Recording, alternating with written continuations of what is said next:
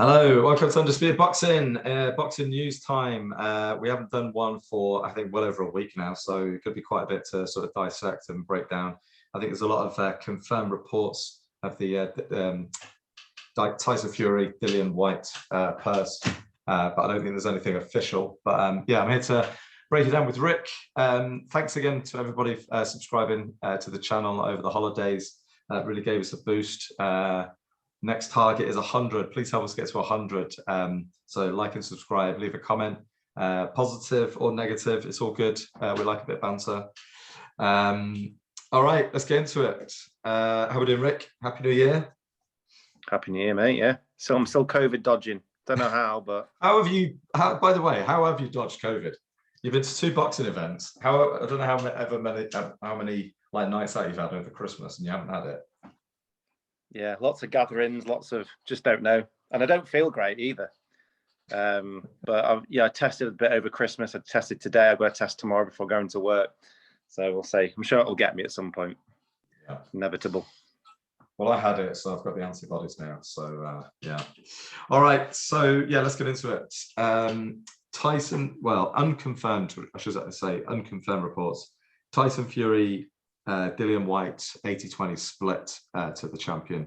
Obviously, we've not heard anything since. Bob Arum and Frank Warren have both done interviews saying that Tyson Fury's next fight will not be for the WBC belt. It sounds like Maurizio Solomon has given them a free pass to retain his belt, but just have a fight that isn't for the belt. Reports that it could be either Robert Helenius or Andy Ruiz. Yeah, thoughts? Well, on the 20%, I think it has been confirmed by the WBC, but the arbitration ruling has not come through.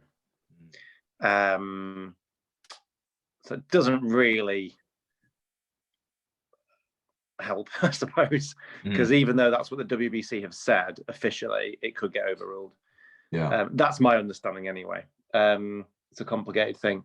I think the Ruiz fight is very, very unlikely. If you watch our previous video, I kind of spell out what I think the path for Ruiz will be.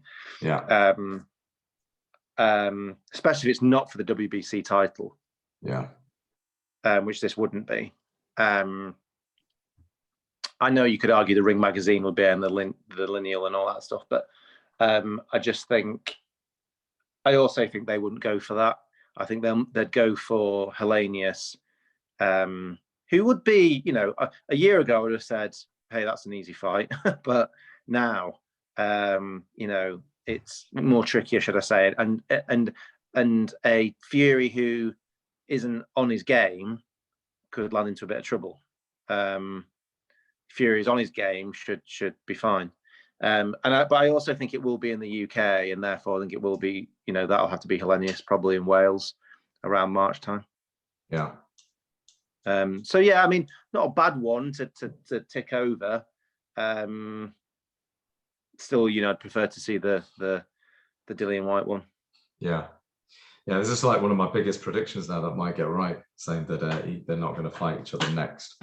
Could still happen, and God, I sincerely hope that it does. But I think there's a couple of things at play here. Obviously, taking the WBC to court isn't, probably the smartest move, but also, the Eddie Hearn factor. Eddie Hearn isn't going to be crazy about doing a deal. He'll want to try and push this to purse bids so that they can just, win the purse and then stage Tyson Fury versus Dillian Whyte. I think that's what Eddie Hearn and Matchroom want to do. Well, we need to hear from them a bit, actually, because I don't think we've heard from Matchroom and Whyte since the WBC news broke, and then the comments made by Bob Arum about, the March fight. I can't remember actually now the order of it, but I mean, I think Hearn kept saying anything's possible, so I don't know what that means. But. Yeah.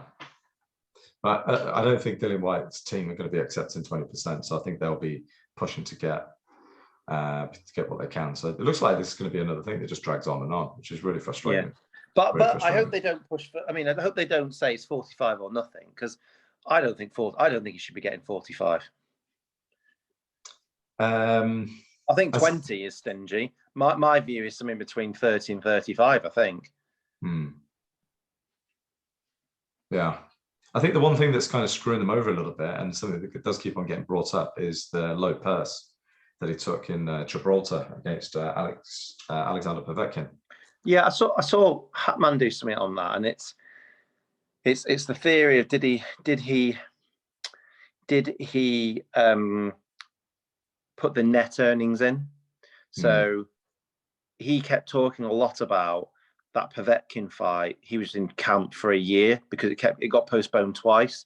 So if he's kind of and maybe done this to dodge some sanctioning fees, which again won't go down well, he may have gone, well, hang on a minute, I earned this money, but I've got all these costs to put against it. Yeah. So actually, even though I earned 1.5 million or 2 million, whatever it is, it cost me $1 million to set this camp up all year and keep these people, because he mentioned that a lot. It costs hundreds of thousands of pounds to do. So whether he's taken note of that, and said, right, we'll sod that, I'm taking all these costs off and 300 grand.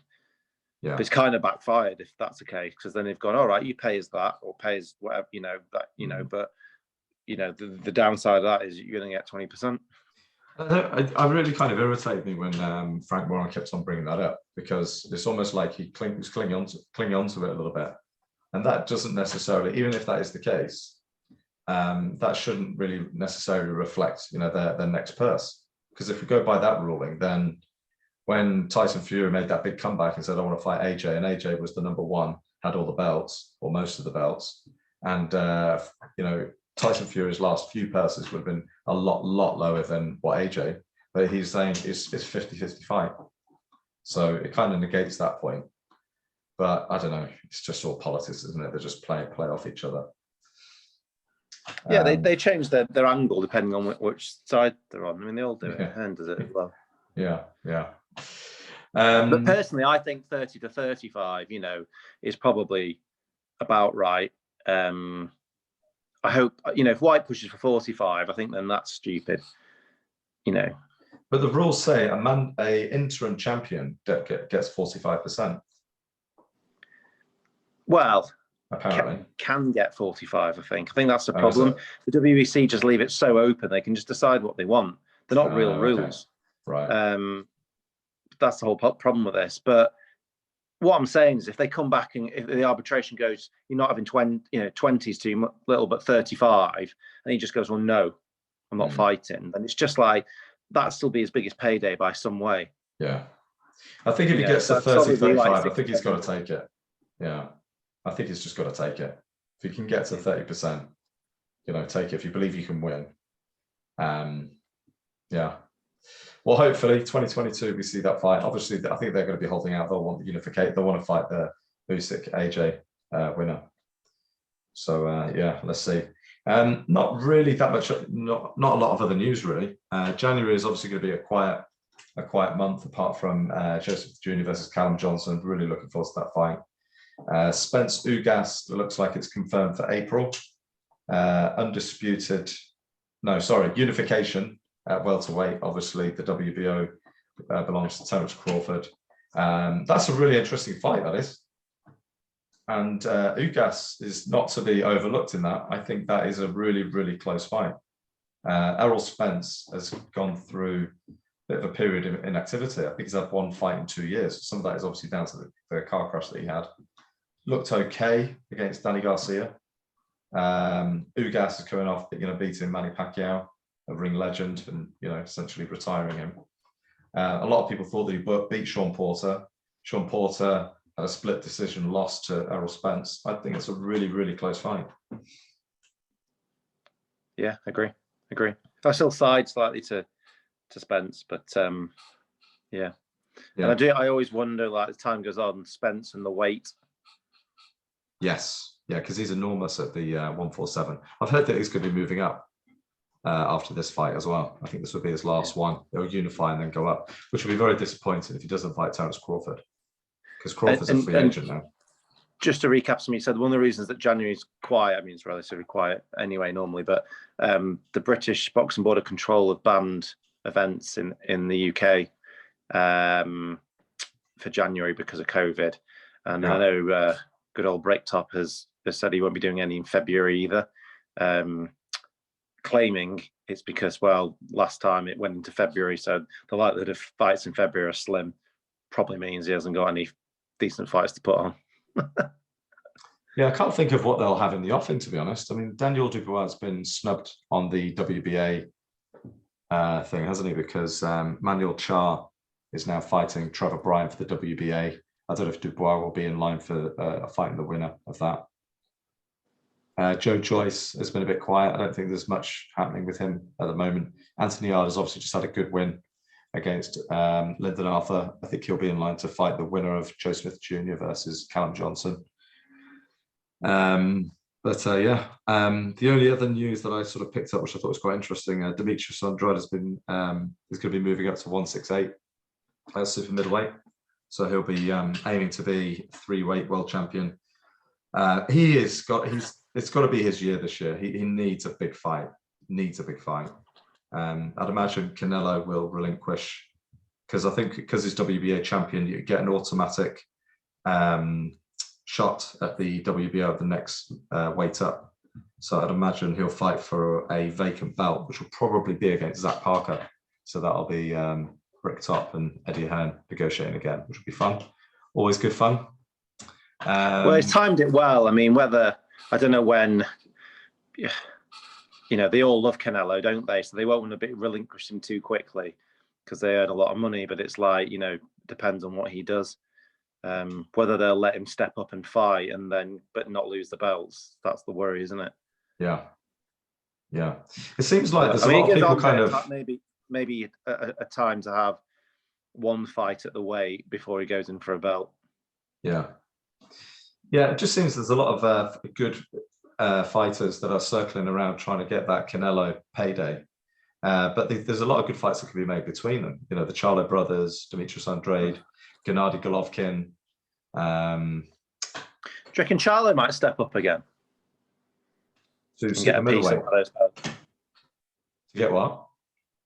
Get a piece of those belts. I often find it fascinating when someone that has all the belts suddenly relinquishes. It's like throwing bread at the park and all the seagulls, all the pigeons come in. You know what I mean? It's like suddenly there's a cheap belt on the line, and I'll step up because I'm probably not going to fight anyone too difficult. Quite possibly, yeah, because it's an opportunity. I mean, you'd obviously assess the situation and who's available and who your fight is going to be. I mean, I've said this for a while now. There was a barrage of like retirements at 168 a few years ago. Andre Ward, obviously I know he stepped up to light heavy. Carl Froch, Mikhail Kessler, top super middleweights. And I think the super middleweight division has always been a real kind of Hollywood division for many years. I think it's really, really poor now. The fact, Canelo isn't really a 168 fighter. He's, his body shape, if he really could have stayed at 160 or 154. He was doing, that weight okay, but he's chasing greatness. But when you break down, the people that he beat, I don't know. I just think it's a much weaker division. I mean, you've got the likes of David Lemieux, Danny Jacobs. They're very, very high on a lot of the rankings, and I just think we're desperate for a couple of superstars in that division. I don't know what you think. Yeah, I think we've had this conversation before. I don't see it as terrible. I don't see it quite at that level. But again, sometimes it's like you need those fights to happen to make it a good division. Yeah. I think why we look back on the era and go, it was a great division is because they all fought each other. Yeah. So sometimes there's great fights in there. There's great ingredients. You need to throw them all together and make the meal. Yeah. You need to create stars from having the fights. But I mean, look at the lightweight division.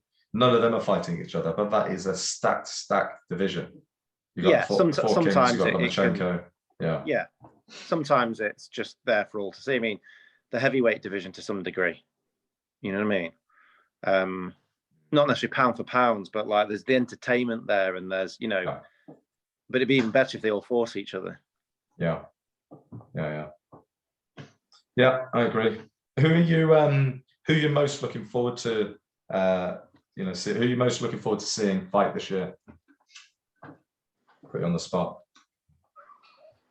What, the fight that I know at the moment, or just the person? The ones that are likely to happen. Yeah, I don't know. Yeah, just the boxer. Yeah, who do you think's ready for like a big year?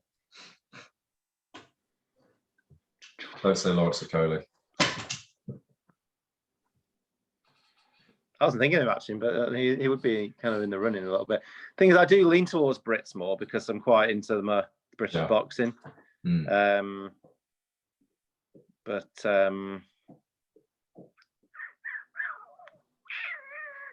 yeah, I don't know. No, not one person jumps out. If I had to think about it this long, then I haven't got one that's jumping out.